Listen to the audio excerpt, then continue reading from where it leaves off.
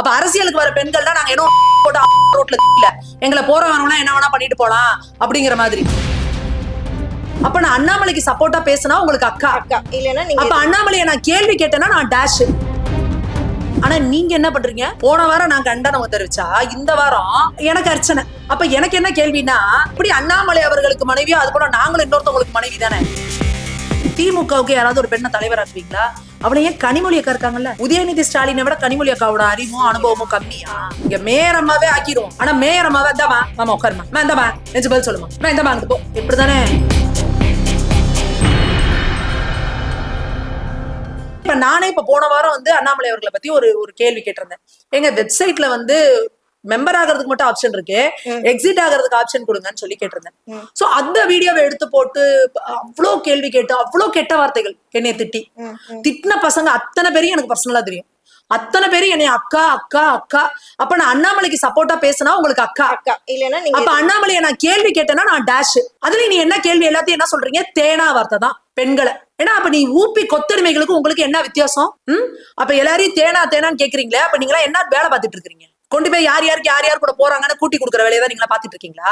அதனால எங்களை எல்லாம் தேனான்னு சொல்றீங்களா? கண்ணியமா உனக்கு கேள்வி கேட்க வார்த்தை இல்லையா? எனக்கு கருத்துக்கு எதிர நீ கருத்து வை, நான் விமர்சனமே பண்ணக்கூடாது. என்னை திமுக காரங்க கேள்வி கேட்டதை விட மித்த இந்த விசிகால இருந்து விமர்சனம் பண்றதை விட நீங்க ஒண்ணும் பண்ணிட போறது இல்ல. ஆனா எப்படி நீ என் கூடவே இருந்து என் கூட அக்கா அக்கான்னு இருந்துட்டு நீ போய் என்னை இப்படி கெட்ட வார்த்தையில திட்டுற அப்படின்னா அப்ப அதை என்ன சொல்றது உங்களை? அப்ப திமுக காரனுக்கு உங்களுக்கு என்ன வித்தியாசம்? நான் எந்த இடத்துலயும் வந்து என்னை விமர்சனமே பண்ணக்கூடாது, நான் அப்படி நான் சொல்லவே கிடையாது. நீ பண்ணிக்கோ, நான் சொன்ன விஷயம் தப்பா இருந்தா கேளு. என்ன கேட்டிருக்காங்க இன்னும் சில பேர் வந்து நாகரிகமா இல்ல ஆப்ல போனீங்கன்னா வீத லீடர்ஸ்னு ஒரு ஆப் இருக்கு, அந்த ஆப்குள்ள போனீங்கன்னா அதுல கீழே க்ளோஸ் அக்கௌண்ட் இருக்கு, க்ளோஸ் அக்கௌண்ட் பண்ணிட்டீங்கன்னா உங்களை மெம்பர்ஷிப்ல இருந்து அது எடுத்துரும் அப்படின்னு சில பேர் பதில் சொல்லியிருந்தாங்க. சோ நான் உங்களுக்கு பதில் சொன்னேன், அப்படியானா நன்றி, எனக்கு தெரியாது. ஏன்னா வெப்சைட்ல போனா அந்த ஆப்ஷன் இல்லைன்னு நிறைய பேர், நான் கேட்கல, நிறைய பேர் வந்து அண்ணாமலை அவர்கள் வந்து சிறுபான்மையினர்கள் என்னை வந்து ஒரு இடைவெளி ஏற்படுது எனக்கும் அவங்களுக்கும் அப்படின்னு பேசினப்பையும், அடுத்து இந்த காவேரி இஷ்யூல வந்து 2018 தீர்ப்புல என்ன வந்துச்சோ அதை சொன்னாங்க. அதுக்கு இவர் வந்து எலெக்ஷனுக்காக நீங்க பண்றீங்களோ அப்படின்ற மாதிரி கேட்டதும் பல பேர் வீடியோ போட்டிருந்தாங்க, பல பேர் போஸ்ட் போட்டிருந்தாங்க. நான் வீடியோ பார்க்கல, போஸ்ட் பார்த்திருந்தேன். நான் வந்து இனி வந்து வீத லீடர்ஸ்ல டிராவல் பண்ண தயாரா இல்ல, இவங்க வந்து மோடி அவர்களை வந்து இது பண்றாங்க, 2028 நடக்க போற எலெக்ஷனுக்கு இப்ப எப்படி இவங்க வந்து இப்படி சொல்லலாம், நாங்க வந்து அண்ணாமலை அவர்கள்ட்ட இதை எதிர்பார்க்கல, நாங்க வெளியில வரோம், ஆனா எங்களுக்கு ஆப்ஷன் இல்ல கொடுங்க, இப்படியே வந்திருந்தது நிறைய. சோ அந்த அடுத்த நாள் நான் பேசும்பொழுது அதுவும் வேற ஒரு விஷயத்தோட கண்டினியூட்டி. ஆனா இவங்க இதை மட்டும் கட் பண்ணி வெட்டி ஒட்டி போட்டுட்டு உனக்கு செருப்பு வரும் விளக்கமாறு வரும் எனக்கு என்ன வேணா வரட்டும், அதை பத்தி எனக்கு பிரச்சனையே கிடையாது. அப்போ நீ இன்னைக்கு என்ன சொல்றியோ இதே தானே நாளைக்கு உனக்கும். நான் அதையும் பார்க்காம போயிட மாட்டேன்ல. என்னோட கன்சர்ன் இதுதான், நீங்க தாராளமா பாஜக இருக்கிறவங்களும் விமர்சனம் பண்ணுங்க. இன்னொன்னு இன்னைக்கு வீத லீடர்ஸ்க்கு போயிருக்கவங்களா யார் தெரியுமா? பாஜக இருந்துதான் போயிருக்காங்க. அதுக்குதான் மேம் இப்ப சில பேர் ஒரு சில விமர்சனம் சொல்றாங்க, இந்த வீத லீடர்ஸ் இந்த கட்சி கூட ஒரு ஐ வாஷ் தான், கண் துடைப்பு தான், இது வந்து பாஜகவோட இன்னொரு கட்சி, ஒரு அண்ணாமலை வந்து ஒரு நாடகம் டிராமா பண்றாரு, ஆனா இன்னமும் அவர் வந்துட்டு மோடியோட அண்டர்டேக்கன்ல தான் இருக்காரு அப்படின்றாங்க. இப்ப நான் தான் சொல்லுவாங்கல்ல, இந்த விடிய ராமாயணம் கேட்டு விடுதலை சீதைக்கு சித்தப்பன்ற மாதிரி நீங்க கேக்குறீங்க. அப்படி மாதிரி இருந்தா எதற்கு நீங்க திமுக காரனை விட ஏன் பாஜக இருக்கிறவங்களையும் இப்படி டார்கெட் பண்ணி அடிக்கிறீங்க? எதுக்கு இப்படி கேவலமா பேசுறீங்க? அதான் புரியல. அப்போ இன்னைக்கு வந்து கேள்வி கேட்கறாங்க, பாஜக இருக்கிற யாரோ நீங்க எண்ணி விரல் விட்டு ஒருத்தர் 2 பேர், நான் சொல்லுவேன் உறுதியா ஒருத்தர் 2 பேர், அதை தாண்டி யாருமே வந்து பேச வாய்ப்பு இல்லை. நீங்க வந்து அண்ணாமலை அவர்கள் குடும்பத்துல இருக்க ஒரு பெண்ணை இழிவுபடுத்தி பேசிட்டாரு அப்படின்னு சொல்லி கேட்டாங்க.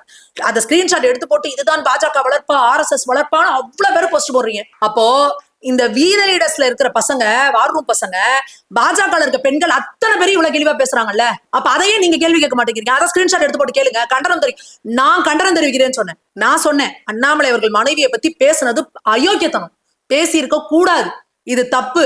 உங்களுக்கு விமர்சனம் இருக்கா அண்ணாமலை அவர்கள் மேல வைங்க. அவங்க இத்தனைக்கு அரசியல் இல்ல. நான் என்ன சொல்றேன், அரசியல்ல இருக்கிற பெண்களையே நீ கண்ணிய குறைவா பேசக்கூடாதுன்னு நான் சொல்றேன். அவங்க அரசியலுக்கே வரல, அவங்களே போய் எழுக்கிறீங்க, அது தப்பு தானே அப்படின்னு நான் கேட்கிறேன். ஆனா நீங்க என்ன பண்றீங்க? போன வாரம் நான் கண்டனம் தெரிவிச்சா இந்த வாரம் எனக்கு அர்ச்சனை. அப்ப எனக்கு என்ன கேள்வினா, அப்ப எப்படி அண்ணாமலை அவர்களுக்கு மனைவியோ அது போல நாங்களும் இன்னொருத்தவங்களுக்கு மனைவி தானே, இதே போல நான் இன்னொருத்திக்கு தாய் தானே. நான் இன்னொருத்தவங்களுக்கு சகோதரி தானே.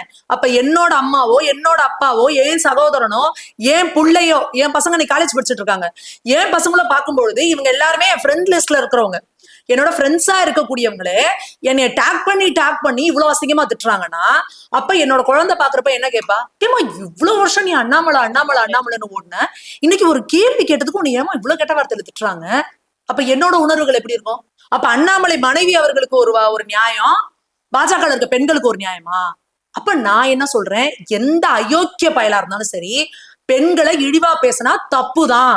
அது குடும்பத்துல இருக்க பெண்களா இருந்தாலும் சரி, அரசியலுக்கு இருக்க பெண்களா இருந்தாலும் சரி. அப்ப அரசியலுக்கு வர பெண்கள் தான் நாங்க என்ன ரோட்ல இல்ல, எங்களை போறவனா என்ன வேணா பண்ணிட்டு போலாம் அப்படிங்கிற மாதிரி, புரியுதா? எங்களுக்கும் குடும்பம் இருக்கு, எங்களுக்கும் எத்திக்ஸ் இருக்கு. நாங்களும் நாய் மாதிரி காலையில இருந்து நைட்டு வரைக்கும் எல்லாருக்கும் ஈக்குவலா ஓடிக்கிட்டு தான் இருக்கோம். பெண்களுக்கு எங்களுக்கு நீங்க எந்த எக்ஸ்கியூஸும் கொடுக்கறது இல்ல. கட்சி பிரச்சாரங்கள்ல இருந்து எலெக்ஷன் டைம்ல எல்லாம் வீட்டை விட்டுட்டு குடும்பத்தை விட்டுட்டு காலையில இருந்து நைட்டு வரைக்கும் எங்க கட்சியில இருக்க அத்தனை பெண்களும் உழைச்சுக்கிட்டு தான் இருக்காங்க. அப்ப அரசியல் இருக்காங்கிறதுக்காக பெண்கள் நீங்க இழிவா பேசுற அதிகாரத்தை உங்களுக்கு யார் கொடுத்தது? அப்ப நாங்க என்ன கேள்வி கேட்கிறோம், அண்ணாமலைக்கு கீழே இருக்கிற உத்தமர்கள் எல்லாத்தையும், அப்ப எங்களுக்கு கோபம் ஆட்டோமேட்டிக்கா எங்க வருது? அப்ப அண்ணாமலை அவர்கள் இதை கண்டிக்க மாட்டாரு, அங்கதானே வந்து நிக்குது. நீங்க கேள்வி கேட்கறீங்கல்ல, RSS வளர்ப்பு இதுதானா, பாஜக வளர்ப்பு இதானான்னு கேக்குறீங்கல்ல, அப்ப இதை கண்டிக்க மாட்டீங்களான்னு கேக்குறீங்க. அப்ப எங்க பாஜக காரங்க பேசினா நாங்க கண்டிக்கணும். இத்தனைக்கும் அவங்க பாஜக பொறுப்புல கூட இருக்க மாட்டாங்க, ஏதாவது RSS சித்தாந்தத்துல இருக்கிறவங்களா இருக்கலாம், பாஜக சப்போர்ட்டரா இருக்கலாம். அவங்க பேசினா நாங்க கண்டிக்கணும். ஆனா இவங்க எங்களை பேசினா அண்ணாமலை அவர்கள் கண்டிங்கன்னு நாங்க சொல்லக்கூடாது, சொன்னா தப்பு. அப்ப இது எந்த வகையில நியாயம்? அப்ப இந்த நியாயத்தை இவங்க தான் சொல்லணும். மேம், தமிழ்நாட்டு அரசுல உண்மையாகவே பெண்களுக்கு வந்துட்டு அவங்களுக்கு ஒரு அதிகாரம் கொடுக்கப்பட்டிருக்குன்னு நினைக்கிறீங்களா, இல்ல அதிகாரம் கொடுக்குற மாதிரி கொடுத்து ஆண் தலைமையின் கீழ் தான் அவங்க இருக்கிறாங்கன்னு நினைக்கிறீங்களா, இல்ல அந்த எலெக்ஷன் டைம்ல மட்டும் ஒரு கணக்கு காட்ட எங்க கட்சியிலயும் வந்துட்டு பெண் இருக்காங்க அப்படின்ற மாதிரி ஒரு கணக்கு காட்டுறாங்கன்னு நினைக்கிறீங்களா? ஏன்னா இப்போ சமீப காலத்துல வந்து எல்லா கட்சியுமே நம்ம பொதுவா எடுத்துக்குவோம், நம்ம ஜெயலலிதா அம்மா மட்டும்தான் நம்ம கண்ணுக்கு தெரியும். ஏன்னா அவங்கதான் வந்து இந்த கட்சினா இவங்க தான் பெண் ஆளுமைனா நம்ம ஜெயலலிதா அம்மாவை தான் எடுத்துக்கோம். அதே வந்து பாஜகல வந்துட்டு நிர்மலா சீதாராமன் அவங்களும் எடுத்துக்கலாம், அந்த மேடமும் நம்ம எடுத்துக்கலாம். அதை தவிர வேற யாருமே பெண் ஆளுமை இல்லைன்ற மாதிரியே ஒரு பரவலான ஒரு தகவல் இருக்கே மேம். இது பெண் ஆளுமைகள் வந்து அசிங்கமா திட்டி துரத்திடுவீங்க, இல்ல ஏதாவது அவங்கள வந்து அப்படியே டீக்ரேட் பண்ணி விட்டுருவீங்க. அப்ப இது எல்லாத்தையும் சுமந்து தாண்டி டேரிங்கா மேல வரவங்க தான் இங்க வந்து சக்சஸ் ஆக முடியும். அப்படி அந்த வகையில ஜெயலலிதா அம்மையாரும் எவ்வளவோ அவங்க அடக்க பார்த்தாங்க, அதுக்கு மேல அவங்க வந்து வந்தாங்க. அப்ப கூட நீங்க பாருங்க, கிட்டத்தட்ட இந்த சுதந்திரம் அடைந்து இந்த 80 வருஷத்துல தமிழ்நாட்டுக்கு எத்தனை பெண் சிஎம் இருக்காங்க? ஒரே ஒருத்தவங்க தான். இவங்க தான் என்ன பேசுவாங்க, பெண்ணுரிமை காத்தவர்களே நாங்க தான், சமூக நீதினா நாங்க தான், திராவிடம் வந்துதான் பெண்கள்லாம் வெளியே வந்தாங்க, இப்படி எல்லாம் பொய்ய புரட்ட பேசிட்டு தெரிகிறாங்களே. திராவிடர் கழகத்துல யாராவது ஒரு பெண்ணை தலைவராக்குவாங்களா? திமுகவுக்கு யாராவது ஒரு பெண்ணை தலைவராக்குவீங்களா? அவளை ஏன் கனிமொழி அக்கா இருக்காங்கல்ல, உதயநிதி ஸ்டாலினை விட கனிமொழி அக்காவோட அறிவும் அனுபவமும் கம்மியா? ஏன் அவங்கள நீங்க வந்து சிஎம் கேண்டிடேட்டா அடுத்து கொண்டு வரல? ஏன் அவங்களை துணை முதல்வரா நீங்க கொண்டு வரல? ஏன் அவங்களை எம்எல்ஏக்கு நிக்கவே கூடாதுன்னு எம்பின்னு துரத்துறீங்க? நாளைக்கு அவங்க இந்த மாதிரி ஒருத்துக்கு வந்துருவாங்கன்னு தானே டெல்லியோட நின்றுணும். அந்த விவேக் சொல்ற மாதிரி டெல்லி உண்டு தமிழ்நாடு எண்டு அப்படின்ற மாதிரி பிரிச்சு வச்சிருக்கீங்க. அப்போ இங்க பெண்களுக்கான அரசியல் அப்படிங்கும் பொழுது இன்னைக்கு இந்த டீலிமிட்டேஷனுக்கு இது ஒட்டியே நீங்க பாருங்க, 33% இடஒதுக்கீடு, 33% இடஒதுக்கீடு பெண்களுக்கு வருது அப்படின்னா அதுக்கு எத்தனை பேர் ஆதரவு தெரிவிக்கிறீங்க? அந்த மசோதா நிறைவேற்றுறதுக்கு எவ்வளவு கூச்சலையும் குழப்பத்தையும் உண்டு பண்ணாங்க, தோல்வியடை செஞ்சாங்கல்ல அந்த மசோதாவை. அப்ப நீங்க எல்லாம் என்ன பெண்ணுரிமையை பத்தி பேசுறீங்க? அப்போ உங்களுக்கு என்னன்னா, ஒரு பொம்பளை இவ நாளைக்கு MP ஆகி நாளைக்கு இங்க வந்து நிப்பா, நம்ம இவளுக்கு கீழே சேவகம் பண்ணுமா? யாரையும் சேவகம் பண்ண சொல்ல. அப்ப இவங்களுக்கு என்ன ஒரு ஆட்டிடியூட்னா, ஒரு பொம்பளை இந்த இடத்துக்கு வந்திருக்கா. இன்னைக்கு நீங்க யோசிச்சு பாருங்க, தமிழகத்துல இருக்கிற பெண் தலைவர்கள் எல்லாருமே ரொம்ப ரொம்ப ரொம்ப ரொம்ப டஃப்பான ஃபேஸ் எடுத்துதான் மேல வந்திருப்பாங்க. நீங்க வானதி சீனிவாசன் அவர்களாகட்டும், இந்த பக்கம் தமிழிசை சவுந்தரராஜன் அவர்களாகட்டும், தமிழிசை சவுந்தரராஜன் அவர்கள் எல்லாம் பண்ண உருவ கேலி இதெல்லாம் இருக்கு பாருங்க, ஐயோ ரொம்ப சொல்லவே முடியாது. எல்லாரையுமே மனசை உடைச்சிரும் நம்மள.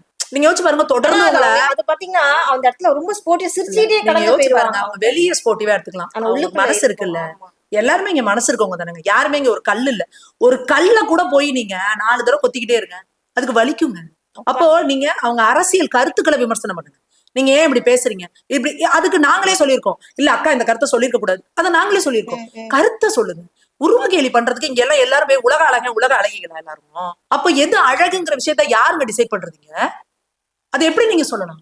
அவங்க முடிய வச்சு, அவங்க உருவத்தை வச்சு, உயரத்தை வச்சு எவ்வளவு கேள்வி. அதே போல வானதி அக்காவை நீங்க அவங்க வாயை திறந்தாலே அவங்க இப்படி பேசுறாங்க அப்படி பேசுறாங்க, உம்முன் இருந்தா அவங்க உம்முன் இருக்காங்க, சிரிச்சுக்கிட்டு இருந்தா அவங்க வானதி எப்படி சிரிச்சுக்கிட்டு, என்னையா உங்களுக்கு பிரச்சனை? அப்புறம் அவங்க குரலை வச்சு கிச்சு கிச்சன் பேசுறாங்கன்னா அதை வச்சு ஒரு விமர்சனம். அந்த பரிதாபங்கள் கோபி வந்து போட்டால ட்ரோல் பண்ணி, பரிதாபங்கள் கோபி நீங்க கனிமொழி அக்காவை ட்ரோல் பண்ணி போட்டு பாத்திருக்கீங்களா? நீங்க தமிழிச்சி தங்கப்பாண்டியனை ட்ரோல் பண்ணி போட்டு பாத்திருக்கீங்களா? நீங்க உங்களுக்கு வந்து இங்க வானதி அக்காவையும் தமிழிசை அக்காவையும் நீங்க வந்து ட்ரோல் பண்ணுவீங்க உட்காந்துக்கிட்டு. அப்போ இந்த திராவிட கல்ச்சரே என்ன அப்படின்னா, எந்த இடத்துல இருந்தாலும் சரி பெண்களை மேல வரவிடக் கூடாது. பெண்கள்னா இரு, அதாவது வளரணும், நான் சொல்ற அளவுக்கு வளரணும், நீ எனக்கு மேல வளர்ந்துடக்கூடாது. நான் பார்த்து உனக்கு ஒரு எம்எல்ஏ சீட்டா, ஒரு எம்பி சீட்டா, கவுன்சிலரா அப்படி கொடுப்போம். இங்க மேயரம்மாவே ஆக்கிடுவோம். ஆனா மேயரம்மாவே இந்தாமா ஆமா உட்காருமா இந்தாமா நெஞ்சு பதில் சொல்லுமா இந்தாமா போ. இப்படிதானே பிரஸுக்கு முன்னாடி பார்த்தோம்ல எப்படி ஹேண்டில் பண்ணீங்கன்னு. ஒரு சென்னையோட மேயர்னா எவ்வளவு பவர்ஃபுல்லான போஸ்டிங் அது. அவங்களை எப்படி வச்சிருக்கீங்க நீங்க? ஒரு பப்பெட் மாதிரி வச்சிருக்கீங்க. சோ அப்போ பெண்களோடதுன்றதா நம்ம இன்னும் வாய்க்கிலேயே பேசிட்டு தான் இருக்கிறோம். இன்னமும் பெண்கள் பொது வழியில வந்து பேசிட்டா உடனே அவளை கேரக்டர் அசாசினேட் பண்றது, உடனே அவளுக்கு 10-5 கல்யாணம் பண்ணி வச்சிடுறது, உடனே அவளுக்கு 7-8 கீப்ப செட் பண்ணிடுவாங்க. சோ இதெல்லாம் பண்ணிட்டு தான் இருக்கிறாங்க. அப்போ உங்களோட வக்ரம், உங்க மனசோட வக்ரம் தான் இதுல வெளிப்படுதே ஒழிஞ்சு இதுல நீங்க ஒண்ணும் பண்ண முடியாது. ஆனா இத வந்து நம்ம எப்படின்னா அரசியலுக்கு வந்துட்டோம்னா இத சொல்லுவாங்கல்ல, எருமை தோலுன்றது தாண்டி காண்டாமிருக தோலா ஆயிக்கணும். நீ என்ன பண்ணாலும் எனக்கு உரைக்காது, நீ என்ன வேணா சொல்லு. ஆனா இந்த பெண்கள் எப்படி எடுத்துக்கணும்னா, உங்களை பார்த்து இவ்வளவு பேர் கதறாங்கன்னா அப்ப நீங்க பண்ற விஷயம் அவனை இரிட்டேட் பண்ணு. அப்ப நீங்க அவங்களுக்கு முன்னாடி வளர்ந்துகிட்டு இருக்கீங்க, அதை நினைச்சுக்கோங்க. எத்தனையோ பெண்கள் இந்த சோசியல் மீடியால வீடியோ போட்டாங்கிறதுக்காக, ஏதோ பேசினாங்கிறதுக்காக இவங்க பண்ண இந்த இவ்வளவு கேவலமான கமெண்ட்லாலலாம் அக்கௌண்டையே க்ளோஸ் பண்ணிட்டு அரசியல் விட்டே போன பெண்கள்லாம் எவ்வளவு பேர். இந்த திமுக ஊபிசுங்க பண்ண கமெண்ட் இதுக்கெல்லாம். அப்போ இந்த ஊபிசுங்களோட ஐடியாலஜி என்ன? நீ உண்மையாலுமே பெண்ணுரிமை காலனா என்ன பேசணும்? அதே இந்த தீகா குரூப் எல்லாம் இருக்குது பாருங்க. ஐயோ, யார் இந்த சுந்தரவலி அக்கா, இந்த ஷர்மிளாக்கா, இந்த ஸ்ரீவித்யாக்காலாம் நாங்கள்லாம் பெண்களுக்கு ஒண்ணுன்னாம்பாங்க. ஆனா பிஜேபியில இருக்க பெண்களை வந்து அவனுங்க கேவலமா அசிங்கமா பேசினா கண்டுக்காத மாதிரி நம்ம போவோம், அப்படியே வடிவேல் மாதிரின்னு போயிடுவாங்க. அப்ப எங்க போச்சு உங்க பெண்ணுரிமை? அதனா செலக்டிவ் ஃபெமினிசமா? ஃபெமினிசம்னா எல்லாருக்கும் இருக்கணும். சோ அப்ப இதெல்லாம் மாறினாதான் இங்க விஷயங்கள் மாறும். இங்க பெண்களும் புரிஞ்சுக்கணும். இங்க யாரும் நம்மள கை கொடுத்து தூக்கி விடுவாங்க, இங்க நமக்கு அப்படியே ரெட் கார்பெட் போட்டு வச்சுப்பாங்க. இந்த இடத்துல நான் பெண்களுக்குன்னு தனியா கொடுங்க, இதையே விட்டுறணும். நீங்க அரசியலுக்குன்னு வந்துட்டா இங்க ஆணு பெண்லாம் கிடையாது. நம்மளும் தான் ஒரு இதுல ஏறி நின்று நம்மளும் வெயில்ல மொட்டை வெயில்ல நம்ம வந்து நாள் ஃபுல்லா நின்று ஆண்களுக்கு ஈக்குவலா நம்மளும் தான் மைக்ல கத்திட்டு போயிட்டு இருக்கிறோம், பேசிட்டு போயிட்டு இருக்கிறோம். நாள் ஃபுல்லா நம்மளும் கொடி பிடிக்கிறோம், நாமளும் வீட்டுக்கு போய் நோட்டீஸ் கொடுக்குறோம். நாமளும் என்ன பண்றோம் பொழுது நாம அந்த கேட்டகரியே இல்லாம அடிச்சு நம்ம மேல ஏறி வந்துகிட்டே இருக்கணும் அப்படின்றதுல உறுதியா இருக்கணும். யாராவது எனக்கு ஒரு ப்ரிவிலேஜ் பண்ணி கொடுப்பாங்கன்னு எதிர்பார்த்துட்டே நின்றுட்டு இருந்தோம்னா நம்ம அங்கேயே நின்றுட்டே இருக்கோம். மேம் கடைசியா ஒரே குறிச்சு தான், ஏன்னா பாஜகவுல வந்துட்டு நிறைய திறமையானவர்கள் இருக்காங்க. பாஜக குறிப்பிட்டு திரை பிரபலங்களுக்கு மட்டும் ஒரு சில பதவிகள் எல்லாம் கொடுக்குறாங்கன்ற மாதிரி ஒரு விமர்சனம் இருக்கு. பாத்தீங்கன்னா சென்சார் போனா இப்ப இயக்குனர் பேரரசு வந்திருக்காரு, பெப்சி சிவா வந்திருக்காரு, அதுக்கப்புறம் ராஜ்யசபா எம்பியா வந்துட்டு இசைஞானி இளையராஜா அவரெல்லாம் போட்டிருக்கீங்க. இப்போ இளையராஜாவை பத்தி உங்களுக்கு தெரியும், ஒரு ஆடியோ லான்ச் கூப்பிட்டா கூட அவர் வர்றதுக்கு ரொம்ப தயங்குவாங்க. அப்படி இருக்கும்போது ஒரு பாஜகவுடைய கூட்டத்துக்கும் இல்ல மத்த விஷயங்களுக்கும் அவர் வருவாரு நீங்க எதிர்பார்க்கறீங்க? அவர் வந்தது இல்ல, நாங்க அதை எதிர்பார்க்கவும் இல்ல. இசைஞானி இளையராஜா அப்படிங்கிறவர் வந்து அவருக்கான மிகப்பெரிய ஒரு அங்கீகாரத்தை கொடுத்தே ஆகணும். நம்ம அதுக்கான அவரோட அந்த கலை ஞானத்துக்கான ஒரு அங்கீகாரம் தான் அந்த ராஜ்யசபா எம்பி சீட் அப்படின்றது. அடுத்ததான் நீங்க இந்த சர்டிபிகேட் பத்தி கேட்டீங்க, அந்த சென்சார் போர்டுக்கு. சென்சார் போர்டுக்கு உங்களுக்கு இவங்க 2 பேர் தான் கணக்கு தெரிஞ்சாங்களா? அது இல்லாம பாஜகல மாவட்ட பொறுப்புல இருக்கிறவங்க முதற்கொண்டு, அதாவது மாவட்ட தலைவர்கள் நான் சொல்லல, அணி பிரிவுல மாவட்டத்துல இருக்கிறவங்க முதற்கொண்டு எல்லாருக்கும் இந்த இது வந்து கொடுக்கப்பட்டிருக்கு. சரிங்களா? அதோட சேர்ந்து அவங்களுக்கு கொடுத்துருக்கு. நீங்க தாவேக்கா மாதிரி இவங்க அர்ச்சனா கல்பாத்தி, அப்புறம் அங்க இவர் வெங்கட் நாராயணனை கொண்டு போய் தமிழ்நாட்டுக்கு இந்தியா டெல்லிக்குமான ஒரு இதா போடுறது, இவருக்கு ஒரு ஜாதகம் பார்த்ததுக்காக ரத்தன் பண்டிட் அவர்களை வந்து நான் வந்து பர்சனல் இதா போடுறேன்னு சொல்லி பிரச்சனையாகி அப்புறம் தூக்கி விட்டது, அந்த மாதிரி செய்யற வேலைகள் கிடையாது. இவருக்கு பாட்டு பாடினாருங்கிறதுக்காக வேல்முருகன் அவர்களுக்கு வந்து இப்ப அதுலயும் சேர்த்து விட்டுருக்காரு. அப்போ அந்த மாதிரியான விஷயங்கள் பாஜக ஒரு தொகுதியை கொடுத்திருக்கிறாரு. சோ அது கூட பரவாயில்ல, எம்எல்ஏவா நிறுத்தி வச்சிருக்காரு. அவங்க போய் நின்னு ஜெயிச்சா அவர் முகத்துக்கு யாரும் ஓட்டு போடல, விஜய்க்காக போட்டாங்கன்னு வச்சுக்கோங்க. பாஜகவை பொறுத்த வரைக்கும் ஒரு பொறுப்பு ஒண்ணு குடுக்குறாங்க அப்படின்னாலே நாங்க நல்ல ஞாபகம் வச்சுக்கோங்க, மித்த கட்சியிலனா அதை பதவியும்பாங்க, பாஜக மட்டும்தான் பொறுப்புன்னு சொல்லுவாங்க. பொறுப்புனா என்ன? அதுக்காக நீங்க வேலை செய்யணும், அதுதான் பொறுப்பு. அங்க பதவின்னு வந்து நான் தான் ஹெட்டுன்னு உட்காந்துக்கிற வேலையே கிடையாது. இறங்கி எல்லாருமே வேலை செஞ்சாகணும். அப்போ அது கொடுக்கும் பொழுது சமமா யாருன்னா பேரரசு அவர்கள்லாம் எவ்வளவு விஷயங்கள் வந்து கரெக்டா வந்து பேசி இருக்கிறாரு. அப்ப அவருக்கு அதெல்லாம் கொடுக்கணும், அது கரெக்ட் தானே? அப்போ எல்லாத்துக்கும் தான் கொடுக்குறாங்க. அப்போ சென்சார் போர்டுன்னு வரும்பொழுது கிட்டத்தட்ட ஒரு 1000கணக்கானது கொடுக்கும்போது அவங்களுக்கு ஒரு 2 பேருக்கு கொடுக்கறதுல வந்து பிரச்சனை கிடையாது. பாஜக மாவட்ட பொறுப்புல இருக்கிறவங்களுக்கு வரைக்கும் அது கொடுத்துருக்காங்க. ரொம்ப நன்றி மேடம். நம்ம நேயர்களுக்கு புரியாம ரொம்ப அழகா பொறுமையா ஆன்சர் பண்ணீங்க. தொடர்ந்து பேசுவோம். நன்றி, வணக்கம். நன்றி.